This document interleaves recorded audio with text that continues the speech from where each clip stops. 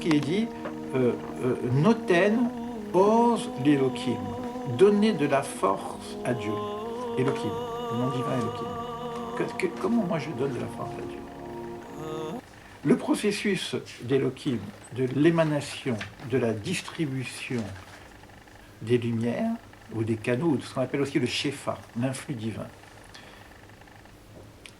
et par le principe de la volonté divine de la création, de faire participer l'humain à la création, va dépendre des actions des hommes. C'est-à-dire qu'on a les luminaires qui sont faits, et en bas, on a, nous, nos interrupteurs, ou notre circuit, je ferme le robinet ou j'ouvre le robinet. Et ça va dépendre de ce que je vais moi faire, et je vais déranger tout le système, ou arranger le système. Alors, je dis bien déranger ou arranger. Bon, déranger, c'est facile, parce que je fais une erreur et puis je dérange, et donc je ferme le robinet et ça ne coule plus. Hein, il y a du plomb dans l'eau, dans les canaux, pardon, pas dans l'eau. Et puis ça ne descend plus, donc il faut chercher le plombier.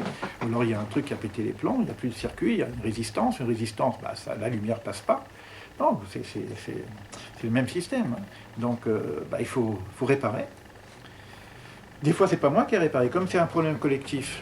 Pourquoi? Parce que nous sommes, nous aussi, responsables, pas simplement des fautes que je fais, des erreurs que je fais, nous sommes aussi responsables en termes de responsabilité de donner une réponse.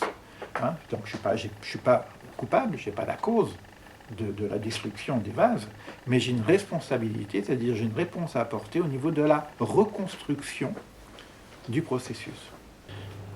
Elles sont au nombre de 10, et pas 9 ou 11, donc on ne peut pas en ajouter ni en retirer. Donc, dans le 10, tu as le 1 et l'infini, tu as le 1 et le 0.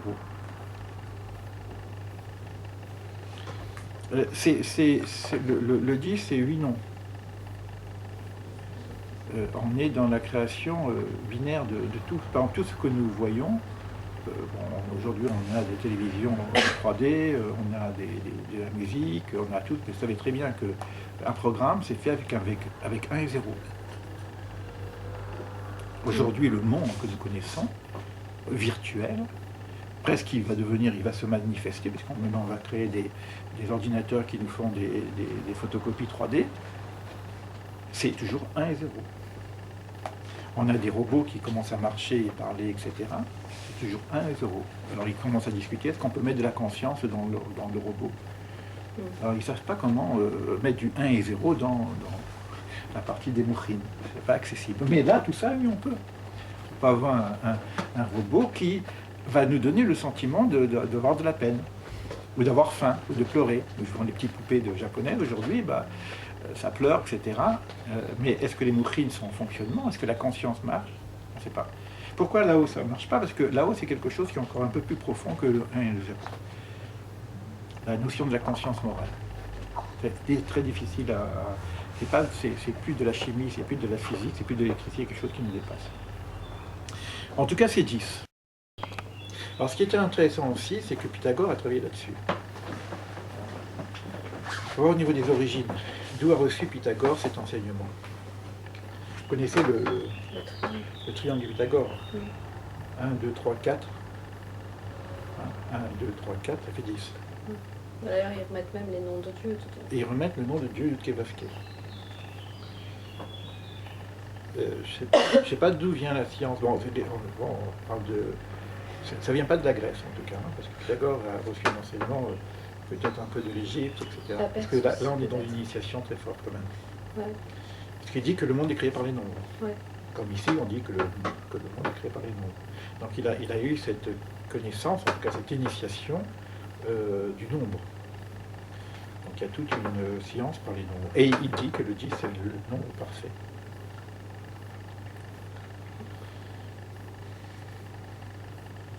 Donc ce 10, nous on va avoir des informations sur ce qu'on appelle les midotes, les attributs, les comportements, les attitudes. Mais il ne faut pas le voir que comme ça. Puisque c'est ce qui crée tout le monde. Donc les couleurs, la musique, j'ai dit, mais toute forme, toute chose, ça va se fragmenter par cette notion-là. Donc quand on dit Chesed, c'est le principe d'amour, il faut trouver autre chose pour dire simplement, bon, on va trouver une couleur, on va y mettre du bleu, mais qu'est-ce que ça peut être autre? Quelle idée entre... donc il faut rentrer dans... Avant de le définir par une mida c'est-à-dire une valeur, il faut savoir quelle est son énergie. Par exemple, Chesed, ça donne. Et Gevura, ça donne une limite. Ça limite. D'accord? Donc, dans ce qui va exister, il y a des choses qui s'ouvrent, et on ne peut pas s'ouvrir à l'infini, hein, et il y a des choses qui se limitent. Et puis, il y a la division qu'il y a aussi. La division, le nom de Dieu, par exemple, le Vav ici pour les 6, mais les 6, le Vav, c'est l'homme, le 6, c'est la colonne vertébrale, le 6, c'est le lien entre le bas et le haut, le 6, c'est les 6 directions. Le monde, il est fait, c'est l'espace. L'espace, il y a 4 directions, plus le haut, plus le bas. Donc on a l'espace ici, le 6 c'est encore ça. Le 6 c'est les 6 jours de la création, et Bereshit et Barashit, créa 6. Les 6 c'est les 6 sphères sur lesquelles nous travaillons, parce qu'on veut réaliser le 7e, et on va travailler sur les 6, et on a besoin des 3 supérieurs. Et il y a quelque chose qui me vient, on dit que les 6 jours sont les 6 jours de la création. Or, le monde de la création, c'est quelque chose qui est très élevé. On dit qu'ici, on est dans Yetzira. Ça veut dire que ce que je travaille dans ces 6 jours de travail, c'est au niveau de Yetzira.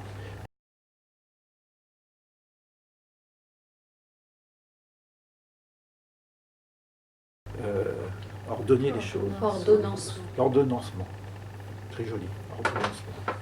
C'est un seder en hébreu. Je suis dans les sédarim, c'est-à-dire je mets les choses en place.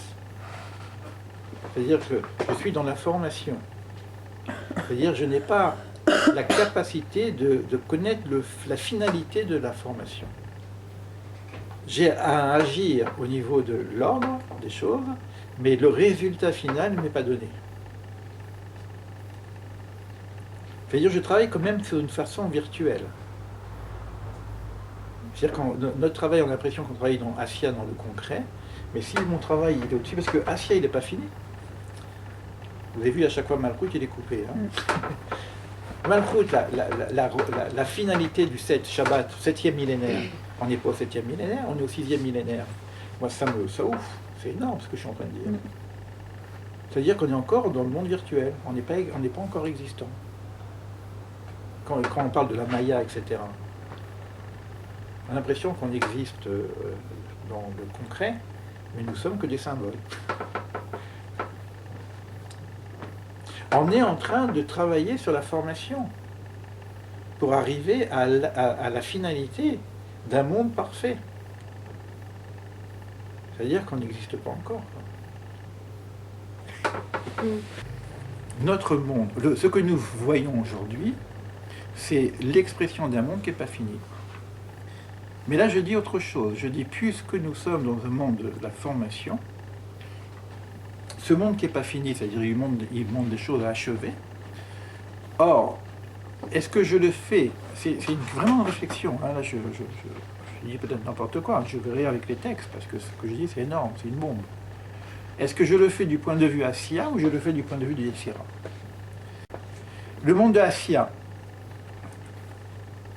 c'est vrai, on nous dit qu'on est dans le monde de l'action, quelque part. On nous dit qu'on est dans le monde de l'Assia. Voilà.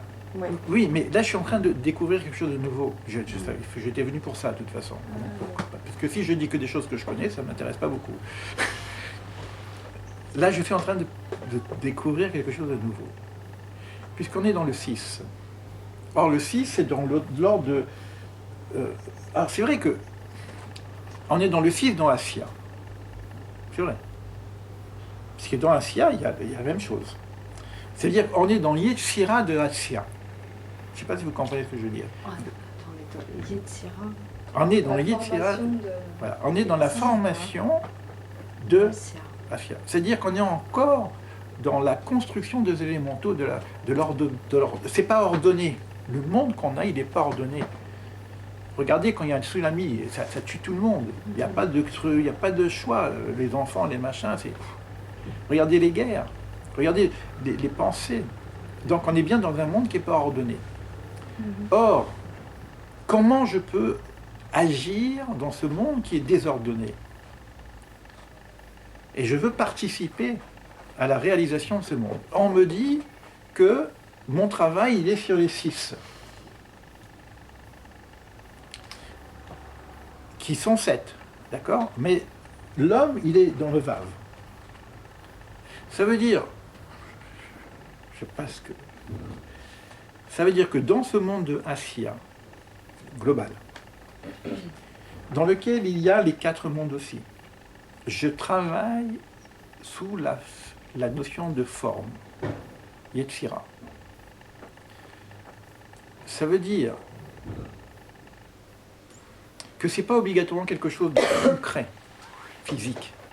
Je peux agir, réparer, participer, peut-être par l'étude. Vous voyez, donc il faut voir, Yetzira, on avait parlé de ça hier, hein, je ne me rappelle plus ce que j'ai dit, mais je fais descendre ça veut dire que je pourrais donc jouer dans ce jeu de la finitude de ce monde-ci et de la participer au perfectionnement divin et m'associer, parce que le Vave, c'est que je suis associé. Le Vave, c'est pas simplement quelque chose qui vient de moi. C'est la relation entre le bas et le haut. C'est l'arbre inversé que je suis. Donc mes racines, elles sont là-haut. Je peux être choisi pour faire un travail que je ne connais pas. Ou je peux décider, mais c'est par le bas. Mais des fois, ça passe par le haut.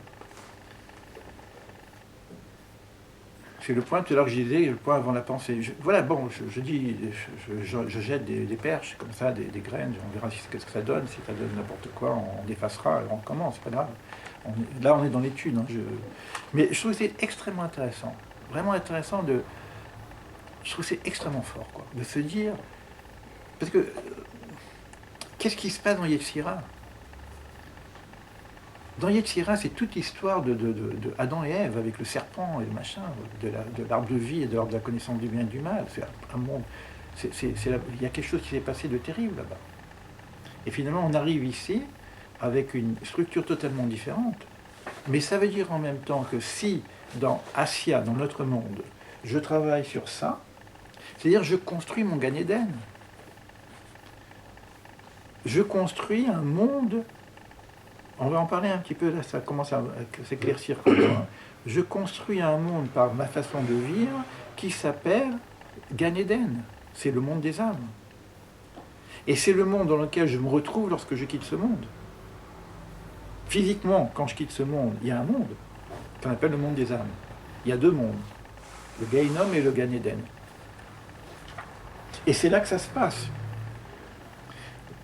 C'est dans ce travail qu'on fait que ça se passe. Donc l'arbre de vie, c'est quelque part de préparer, si tu veux, en même temps préparer ce qui est notre devenir dans le Gan Eden et après dans le monde futur. Et le monde futur, c'est quoi? C'est le monde réalisé. Donc c'est symbolisé par le 7e millénaire et le 8e millénaire. Avec l'aide de Dieu, on aura peut-être l'occasion de continuer à parler de toutes ces choses-là, parce que on est dans d'autres... Là, on est dans le 6e millénaire. Donc on est là-dedans. Bon, cadeau.